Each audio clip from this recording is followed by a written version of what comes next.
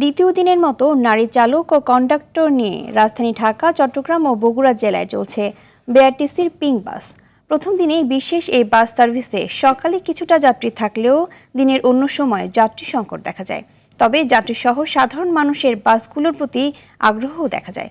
এ বিষয়ে বিস্তারিত জানাতে সরাসরি যুক্ত হচ্ছেন সহকর্মী শাকিলা করিম। শাকিলা, বিশেষ এই বাস সার্ভিস নিয়ে কি বলছে নারী যাত্রীরা, বিস্তারিত জানাবেন। ধন্যবাদ ইভা, শুভ সকাল। শুরুতেই আমি একটু আপনার মাধ্যমে দর্শকদেরকে জানিয়ে রাখি যে আমি যে বাসটিতে এই মুহূর্তে আছি এটি মোহাম্মদপুর বিআরটিসি বাস ডিপো থেকে ছেড়ে এসেছে এবং এটি তার নির্দিষ্ট গন্তব্যে ইতিমধ্যে পৌঁছায় গেছে, যার কারণে আমার পুরো বাস কিন্তু খালি দেখতে পাচ্ছেন। আমি একটু আমার সহকর্মীর মাধ্যমে আপনাকে দেখানোর চেষ্টা করছি। পুরো বাসের সব সিট এই মুহূর্তে খালি, কিছুক্ষণ আগে সমস্ত যাত্রীরা নেমে গিয়েছেন।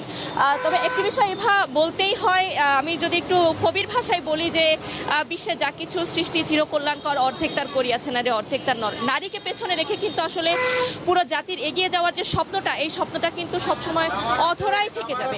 আপনি উন্নত বিশ্বের বিভিন্ন দেশের দিকে তাকিয়ে দেখেন, তাদের দেশে কিন্তু এভাবে গণপরিবহনে বাসে যেসব চালকরা রয়েছেন, চালকের আসনে স্টিয়ারিং ধরে কিন্তু অনেক নারীকে আমরা দেখতে পাই এবং দেখেছি আমরা। এবং এই প্র্যাকটিসটা বাংলাদেশে এবারই প্রথম বাণিজ্যিকভাবে শুরু হয়েছে, সরকারিভাবে বলা চলে। এছাড়া এমনি বিভিন্ন বেসরকারি গাড়ি আমরা মাঝে মাঝে চালাতে দেখলেও নারীদেরকে এভাবে সরকারিভাবে প্রশিক্ষণ দিয়ে এই বাস সার্ভিসে এটাতে অ্যাড করা বা এই সঙ্গে পথ চলা শুরু করা, এই পথ চলাটা কিন্তু শুরুটা খুব একটা মসৃণ হচ্ছে না। আমি এই বাসে উঠেছি সকালে 8:40 বাজে, তখন থেকে এখন পর্যন্ত যতগুলো স্টপেজে ঘুরেছে, যতগুলো রাস্তায় ঘুরেছে, রাস্তার পাশে থাকা যত মানুষ ছিল, সেটা আপনি নারীর অধিকাংশ পুরুষ মানুষই খুব একটা তাচ্ছিল্যের দৃষ্টিতে কিন্তু তাকাচ্ছিলেন বারবার। এটা একদিক থেকে কিন্তু খারাপ লাগলেও আর একদিক থেকে কিন্তু এটাকে পজিটিভভাবে নেওয়া যায়, কারণ এদিকে যেহেতু আঙুল তোলা হচ্ছে, তার মানে নারী কিন্তু এগিয়ে যাচ্ছে এবং নারী সঠিক পথেই হাঁটছে।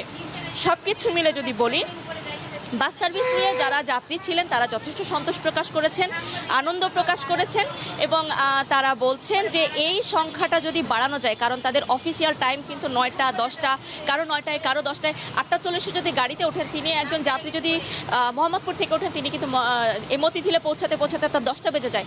এর আগে যাদের 9টায় অফিস থেকে, তাদের জন্য আরও একটু আগে এই সার্ভিস আরও 2-4টা বাড়ানোর জন্য তারা আহ্বান করেছেন।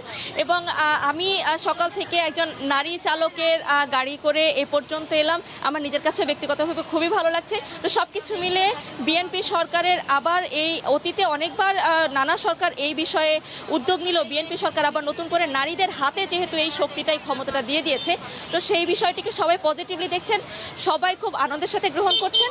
তো নেগেটিভিটি পজিটিভিটি সব জায়গায় থাকবে, সব কিছু বাধা অতিক্রম করে নারী এগিয়ে যাবে, এমনটি সব যাত্রীরাই বলছিলেন। ইভা, ধন্যবাদ আপনাকে।